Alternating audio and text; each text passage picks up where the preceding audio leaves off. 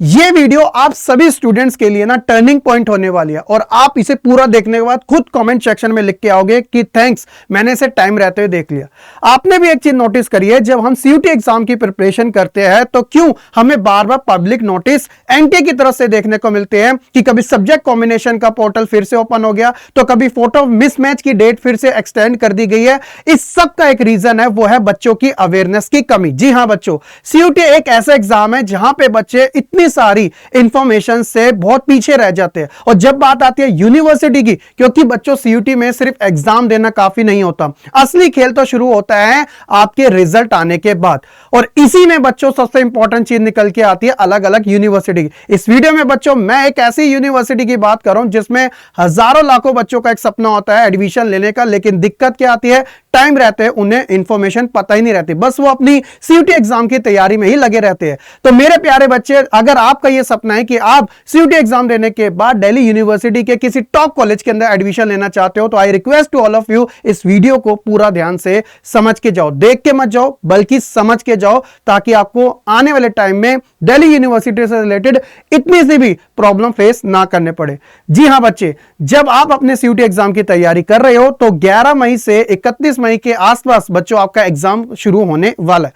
उसके बाद जब आप अपना एग्जाम दे दोगे तो बच्चों आपको पता है कि एक ही चीज का वेट करना है, वो है सीयूटी का रिजल्ट। लेकिन इससे भी पहले बच्चों एक चीज जो उसके रिजल्ट आने से पहले ही शुरू हो जाती है, वो है बच्चों दिल्ली यूनिवर्सिटी के अंदर एडमिशन का प्रोसेस। और इसी चीज को जानने के लिए बच्चों आपको पता होना चाहिए कि दिल्ली यूनिवर्सिटी के अंदर अगर आपको एडमिशन लेना है तो वो किस तरीके से मिलेगा। तो इसके लिए सबसे इंपॉर्टेंट चीज आती है ये चीज, जिसे हम कहते हैं CSAS पोर्टल।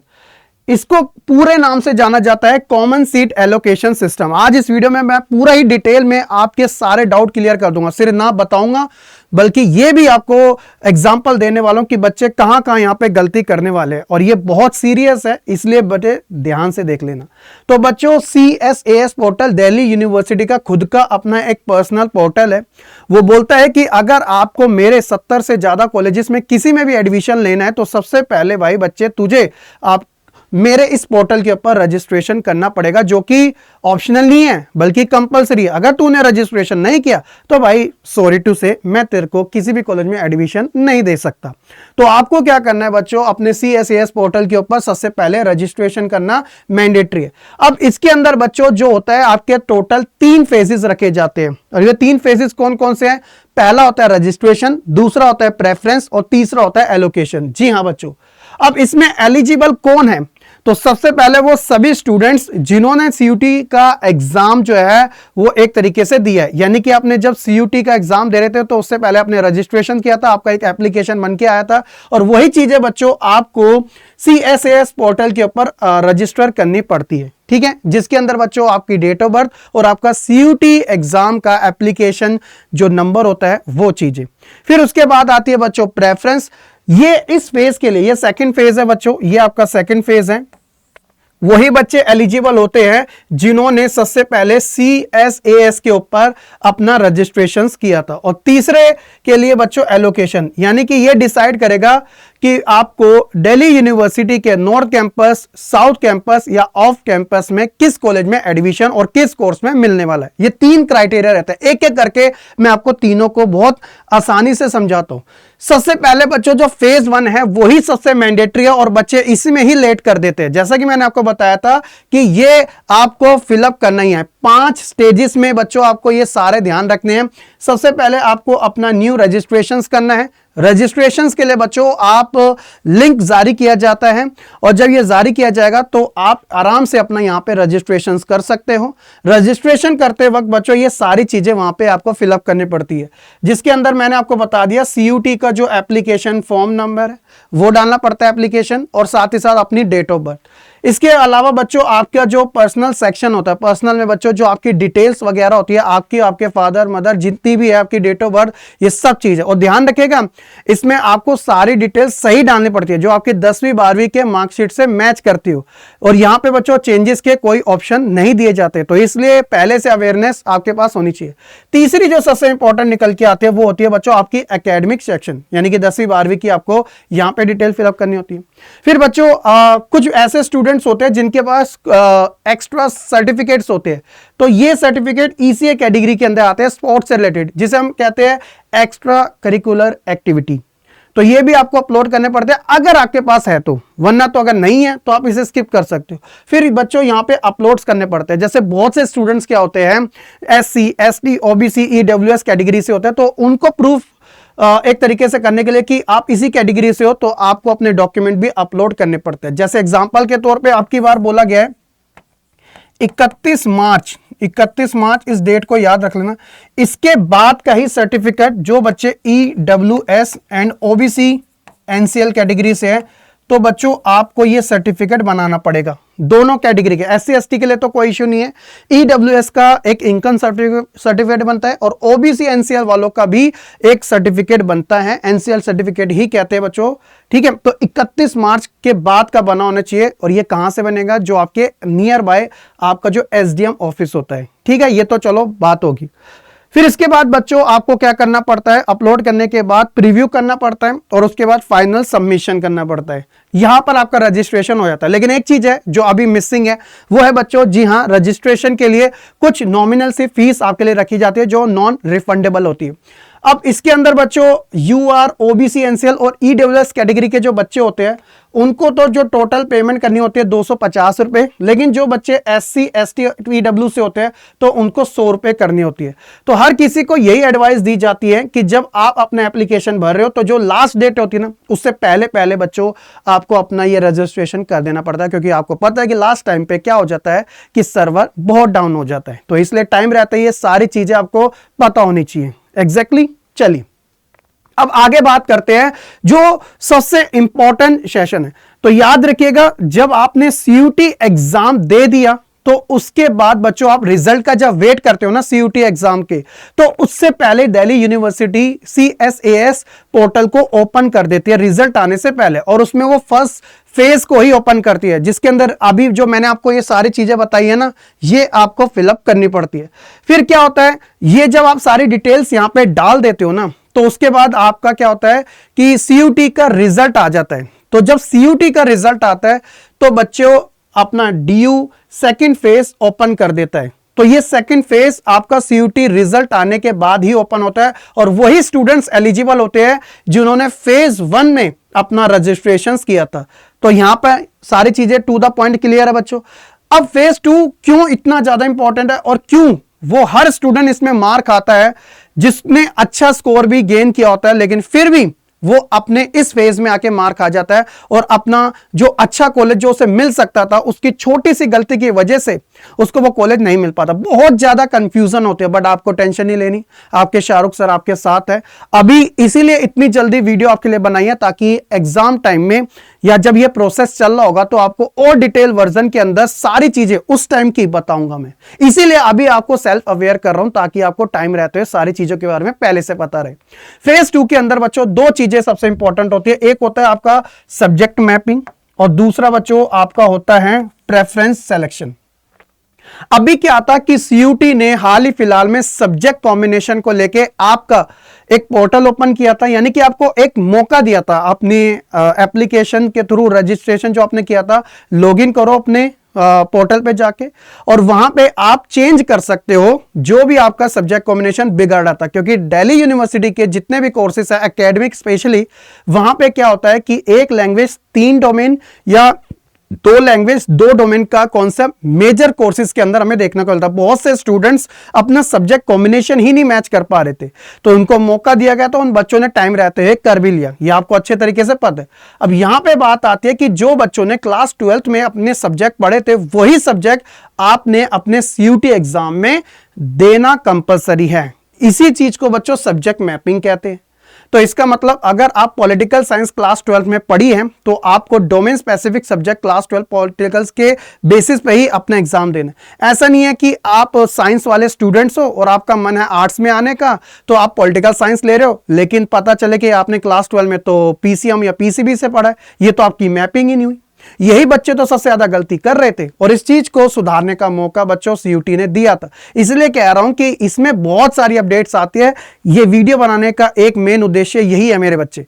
तो सब्जेक्ट मैपिंग होगी और उसके बाद सबसे मैंडेटरी चीज होती है वो है बच्चों प्रेफरेंस की सिलेक्शन। प्रेफरेंस का मतलब क्या होता है? प्रेफरेंस होता है कि यहां पे 1 चॉइस पे, 2 चॉइस पे, 3 चॉइस पे, 4 चॉइस पे, 5 चॉइस पे, कि आपको अपना ऑर्डर क्रिएट करना है, बनाना है, जिसके अंदर बच्चों आपका कोर्स, क्योंकि डीयू के अंदर बहुत सारे कोर्स हैं और उनके कॉलेजेस है बहुत सारे, ठीक है। तो किस कॉलेज में कौन सा कोर्स, अब एक कॉलेज के अंदर तो बहुत सारे कोर्सेज है बच्चों, बीए के भी है ना, और बीएससी के भी है और साथ ही साथ बीकॉम के भी। तो आप किस कोर्स के अंदर एलिजिबल हो या फिर आपका इंटरेस्ट है वो, और साथ ही साथ किस कॉलेज में जाना चाहते हो कि यार मेरे को तो हिंदू कॉलेज के अंदर बी ऑनर्स पॉलिटिकल साइंस मिल जाए, मजा आ जाए, तो मैं अपनी प्रेफरेंस पे पहले इसे रखता हूं। तो आप ऐसे 1 2 3 करके प्रेफरेंस बना सकते हो, ये आपके लिए जरूरी है, ठीक है। तो यहां पे जैसे मैंने लिख भी रखा है कि ड्यू में बहुत सारे प्रोग्राम कॉलेज होते हैं, मल्टीपल ऑप्शन होते हैं, जितने प्रोग्राम में एडमिशन लेना चाहते हो सब सेलेक्ट कर दो बच्चों। और इसके बाद बच्चों प्रेफरेंस ऑर्डर को अरेंज करो कि मान लो कि तीसरे को पहले पे करना है तो कर सकते हो, तीसरे को 5वें पे करना है तो कर सकते हो, लिस्ट बनाने के बाद। तो ऊपर नीचे चेंज का ऑप्शन तब तक रहता है जब तक वो ओपन रहता है बच्चों, ठीक है। ऑर्डर तय करेगा कि आपको कौन सी सीट मिलेगी, तो आप इसे रीऑर्डर कर सकते हो, लेकिन जब फाइनल सेव्ड हो जाएगा तो फिर नहीं कर सकते बच्चे। तो यहां तक तो ये 2 चीज होगी, लेकिन इसके बाद भी कहानी खत्म नहीं। जब आप ये सारी चीजें कर देते हो डेडलाइन से पहले बच्चों, तो इसके बाद 2 चीजें और होती है। एक होती है बच्चों लॉक करना, जो आपने प्रेफरेंस डाली थी 1 से लेकर जितनी भी आपने डाली थी, मान लो 10 तक आपने डाली थी, तो उसको बच्चों आपको लॉक करना पड़ता है। जब आप उसे लॉक कर देते हो यानी कि वो लॉक हो चुकी है। अगर मान लो कि अगर आपने लॉक नहीं करी तो जो आपकी लास्ट सेव होगी ना, वो ऑटोमेटिक क्या हो जाएगी, ऑटोमेटिक लॉक हो जाएगी, ठीक है। तो ये भी ध्यान रखना, तो आप खुद से मैन्युअली तरीके से उसे लॉक कर देना। फिर उसके बाद बच्चों एक सिमुलेटेड रैंक आती है, इसमें भी बच्चे कंफ्यूज होते हैं। जी हाँ बच्चे, आपके डीयू के अंदर जब आप सेकंड फेज पूरा कर देते हो ना, तो बच्चों एक सिमुलेटेड रैंक आती है डीयू की तरफ से। तो इसमें क्या होता है, आपने जो कोर्स फिलअप किया होता है, जो आपने कोर्स फिलअप किया होता है बच्चों, ठीक है, तो उसमें आपकी रैंक दिखा देता है। एक होती है कॉमन रैंक, एक कौन सी रैंक होती है, कॉमन जो जनरल वाले के लिए, एक होती है कैटेगरी वाले, जैसे फॉर एग्जांपल ओबीसी की। तो आप इस कोर्स में इस रैंक के ऊपर, मान लो आप 500 रैंक के ऊपर, और यहाँ ओबीसी वाला बच्चा तो 400 रैंक के ऊपर कर रहा है, तो यहां पर आपका ये आपका फाइनल रिजल्ट नहीं होता, टेंटेटिव होता है एक तरीके से। बच्चे कभी कभार कंफ्यूज हो जाते हैं, अरे यार ये तो मैं पीछे ही रह गया। बस आपको एक दिखाया जाता है बच्चों, एक सिमुलेटेड रैंक इसी को ही कहते हैं, ठीक है। ज्यादा इसमें टेंशन लेने की जरूरत नहीं होती है। इसके बाद भी बच्चों आपके लिए खोल दिया जाता है कि अगर प्रेफरेंस दोबारा से ऊपर नीचे करनी है तो कर दो, रैंक आने के बाद भी, डिपेंड ऑन कंडीशन, ये भी ध्यान रखना, ठीक है। ये हो गया आपका दूसरा फेज, उम्मीद है कि समझ आ चुका होगा। अब आता है बच्चों फाइनल। जी हाँ, अब आपके हाथ में वो चीज आपको मिलने वाले जिस चीज का बेसब्री से इंतजार कर रहे थे। 3 फेजेस की कहानी बच्चों तीसरे फेज पर आके खत्म होते, पहला दूसरा तो बच्चों आपने प्रोसेस में पूरा कंप्लीट कर दिया। अब बात आती है तीसरे फेज की, जिसे हम कहते हैं सीट एलोकेशन। जी हाँ, अब आपको आपकी ड्रीम यूनिवर्सिटी के अंदर आपका ड्रीम कॉलेज, ड्रीम कोर्स के साथ मिलने वाला है। तो ये यही फेज है जिसके अंदर 2 ऑप्शन सबसे इंपॉर्टेंट होते हैं। एक होता है बच्चों एक्सेप्ट कर लेना, एक होता है क्या होता है कि एक्सेप्ट कर लेना। जैसे राउंड निकलते हैं, फर्स्ट राउंड निकला तो भाई आप एक स्टूडेंट्स हो, कॉन्ग्रेचुलेशन, आपको हिंदू कॉलेज के अंदर बीए ऑनर्स पॉलिटिकल साइंस मिल गया। अब आपके सामने 2 ऑप्शन दिखाएगा, क्या आप हिंदू कॉलेज में बी ऑनर्स पॉलिटिकल साइंस करना चाहते हो, एक्सेप्ट करो। जब आप एक्सेप्ट कर लेते हो आपका खेल खत्म, मतलब कि भाई कॉन्ग्रेचुलेशन, आपने एक्सेप्ट कर लिया, आप आगे के लिए नहीं जाना चाहते हो, आप यहां से संतुष्ट हो, सेटिस्फाइड हो। तो आपको क्या करना है, अपने डॉक्यूमेंट वेरिफिकेशन ऑनलाइन वेरीफाइड करवाने हैं और कॉलेज की जो फर्स्ट ईयर की फीस वगैरह होती है उसे पे कर देनी है। तो भाई अब आप वेट कीजिएगा, आपका जल्दी ही सेशन स्टार्ट होगा। लेकिन दूसरा होता है बच्चों, वो है अपग्रेड करने का। जी हाँ मेरे बच्चे, अपग्रेड का मतलब है कि नहीं, मैं अभी इस चीज से सेटिस्फाई नहीं हूं, मुझे तो अभी भी एक तरीके से मिरांडा हाउस के अंदर ही एडमिशन लेना है और बी ऑनर्स पॉलिटिकल साइंस लेना है मुझे, तो मैं अपग्रेड करती हूँ, क्योंकि मिरांडा हाउस गर्ल्स के लिए ना, एग्जाम्पल दे रहा हूँ बस ऐसी, ठीक है, या हंसराज के अंदर करना है वगैरह, बहुत सारे कॉलेजेस है। तो आपने अपग्रेड पे किया तो अभी आपका प्रोसेस जो है वो जारी रहेगा, ठीक है। फर्स्ट सेकंड थर्ड राउंड, बहुत सारे राउंड्स निकलते रहते हैं, 3 तो कम से कम आते ही है बच्चों। तो इस वाले के अंदर सीट एलोकेशन के अंदर बच्चों एक तरीके से मेरिट प्रेफरेंस और सीट की अवेलेबिलिटी। इसलिए तो कहते हैं कि ये वाला सेक्शन ना बहुत ही ज्यादा जरूरी होता है। ये वाला जो सेक्शन होता है वो सबसे ज्यादा क्या होता है, जरूरी होता है। जी हाँ मेरे बच्चे, जो मेरिट होती है वो आपके सीयूटी के स्कोर के बेस पर निकलती है, और जो आपने प्रेफरेंसेस भरी होती है 1-2 के हिसाब से कोर्सेज के लेकर, कॉलेजेस को लेकर, वो और बच्चों उस कॉलेज के अंदर उस कोर्स की सीट की अवेलेबिलिटी की कितना कंपटीशन है और कितने स्कोर पे मिल रहा है, ये सब चीजों का कंक्लूजन करके बच्चों एक तरीके से फेज 3 रेडी किया जाता है, जिसके अंदर बच्चों आपको ये 2 ऑप्शंस देखने को मिलेंगे। तो ये था बच्चों एक तरीके से दिल्ली यूनिवर्सिटी के अंदर CSAS common seat allocation system के बेस पर एडमिशन लेना। अब मुझे पूरी तरीके से ये अंदर से गट फीलिंग आ रही है कि बच्चों यहां तक आप सारी चीजें समझ चुके होंगे और आप सेल्फ अवेयर हो चुके हैं। मैं आपको नेक्स्ट वीडियो बनाने वाला हूं कि एक्सपेक्टेड जो आपकी डेट रहने वाली है, इन सब चीजों का प्रोसेस कब से स्टार्ट होगा, तो वो इसके बाद नेक्स्ट वीडियो में बच्चों आपको देखने को मिलने वाला। बस सिंपली आपको कमेंट करना है, जितना आप कमेंट्स करोगे उतनी ही अर्जेंट बेसिस पे बच्चों आपके लिए वो सेकंड वीडियो देखने को मिलने वाली। आप सबका बहुत बहुत शुक्रिया। इस वीडियो को अपने सभी उनके फ्रेंड जो भी आपके भाई बंधु शेयर कर दो, और कमेंट सेक्शन में जो चीज बोलिए उसे लिख दो, और कैसी लगी ये वीडियो वो भी बता दो बच्चों, क्योंकि आप ही का कमेंट्स, यही सारी एक्टिविटी तो हमें हौसला देती है, ताकि हम भी चाहते हैं कि आप अवेयर रहो, किसी दुविधा में ना पड़ो और टाइम रहते सारी चीजें आप जान सको। बहुत बहुत शुक्रिया। आज की इस वीडियो में मिलते हैं फिर किसी एक नई वीडियो के साथ। खुश रहे, पढ़ते रहे और ऐसे ही आगे बढ़ते रहें। जय हिंद।